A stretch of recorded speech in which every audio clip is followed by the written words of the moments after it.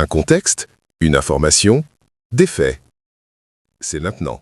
Bonsoir à toutes et à tous. Merci de nous rejoindre pour cette nouvelle vidéo.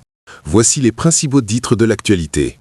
L'actualité de cette dernière semaine de décembre vient brutalement nous rappeler la dure réalité géopolitique. L'Afrique traverse une zone de turbulence majeure. D'un côté, le géant nigérian est secoué par des frappes américaines inédites qui réveillent les vieux démons de l'ingérence étrangère. De l'autre, l'Alliance des États du Sahel se barricade, craignant une contagion du conflit. Et pendant ce temps, presque dans l'indifférence générale, l'Est de la RDC a passé un Noël sous les tirs d'artillerie. Dans cette vidéo, nous allons prendre le temps d'analyser en profondeur ces trois dossiers brûlants et voir comment ces crises militaires risquent d'impacter votre portefeuille dès janvier 2026. Installez-vous bien, c'est l'heure du grand récap de la semaine. Commençons par le dossier qui fait la une de tous les journaux internationaux, l'onde de choc au Nigeria. Comme nous l'avons vu précédemment, les États-Unis ont frappé des cibles terroristes dans l'État de Sokoto le jour de Noël. Mais 48 heures plus tard, ce n'est plus l'aspect purement militaire qui prime, c'est la tempête politique qui s'abat sur Abuja. En ce week-end, la tension est palpable. Le président Bola Tinubu se retrouve dans une position extrêmement délicate. D'un côté, il tente de justifier cette coopération avec Washington en martelant que ces frappes étaient nécessaires pour neutraliser le groupe Lakurawa, qui menaçait de prendre le contrôle de zones entières du nord-ouest. Mais de l'autre côté, la rue gronde. Des manifestations importantes ont été signalées ce matin à Kano et Kaduna. Il faut bien comprendre que le nord du Nigeria est historiquement très méfiant vis-à-vis des interventions occidentales. Voir des missiles américains tomber sur le sol de l'ancien califat de Sokoto est perçu par une partie de l'opinion publique et des leaders religieux comme une humiliation, voire une provocation. L'opposition politique s'est engouffrée dans la brèche, accusant le président de sacrifier la souveraineté nationale. La question cruciale pour la semaine prochaine est simple, le Nigeria est-il en train de devenir le nouveau terrain d'affrontement direct des puissances étrangères en Afrique de l'Ouest ?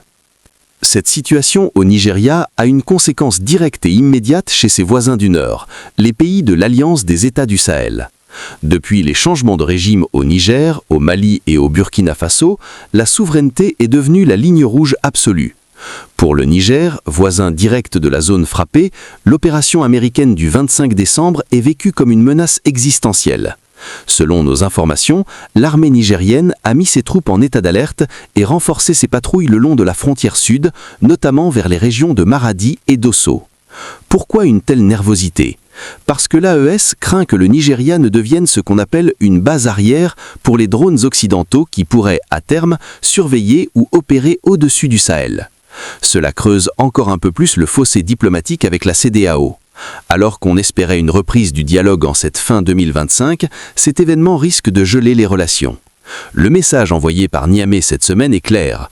Toute incursion, même accidentelle, dans leur espace aérien sera considérée comme un acte hostile. Quittons maintenant l'Afrique de l'Ouest pour nous tourner vers les Grands Lacs. Pendant que les caméras du monde entier étaient braquées sur le Nigeria, un drame humanitaire s'est joué dans l'est de la République démocratique du Congo. Il n'y a malheureusement pas eu de trêve de Noël au nord Kivu. Au contraire, les rebelles du M23 ont lancé une nouvelle offensive coordonnée dans la nuit du 24 au 25 décembre. Les combats se sont intensifiés autour de la zone de Massissi, coupant de nouvelles routes d'approvisionnement vitales vers la ville de Goma. Kinshasa accuse une nouvelle fois le Rwanda d'avoir profité des fêtes pour pousser ses pions et déstabiliser la région. De son côté, la force régionale peine à contenir ses assauts. Pour les populations civiles, c'est la double peine, l'insécurité permanente et une crise alimentaire qui s'aggrave de jour en jour. Il est capital d'en parler, car ce conflit reste l'un des plus meurtriers au monde et semble s'enliser dangereusement à l'aube de 2026. Pour finir, vous vous demandez peut-être en quoi tout cela nous concerne directement, nous qui sommes à Cotonou, Lomé, Dakar ou Abidjan. La réponse est malheureusement économique. L'instabilité au Nigeria, qui reste la première économie du continent, a fait réagir les marchés financiers. Le prix du baril de pétrole a bondi de 3% en quelques jours seulement. Les investisseurs craignent que les troubles dans le nord ou les manifestations ne perturbent la production ou la logistique nigériane. Si cette tendance se confirme la semaine prochaine, cela pourrait se traduire par une hausse des prix à la pompe dans nos pays importateurs dès janvier 2026. De plus, pour nous ici au Bénin et pour les pays voisins, le commerce transfrontalier risque d'être ralenti par les contrôles sécuritaires accrus. C'est donc une situation à surveiller de très près pour tous les commerçants et les ménages de la sous-région. En résumé, la dernière semaine de 2025 nous laisse un paysage contrasté et tendu. Entre l'interventionnisme américain qui revient en force, la posture défensive de l'AES et la guerre oubliée en RDC, l'année 2026 s'annonce décisive pour la souveraineté africaine. Nous continuerons, jour après jour, à décrypter ces faits pour vous. Maintenant, j'aimerais avoir votre avis.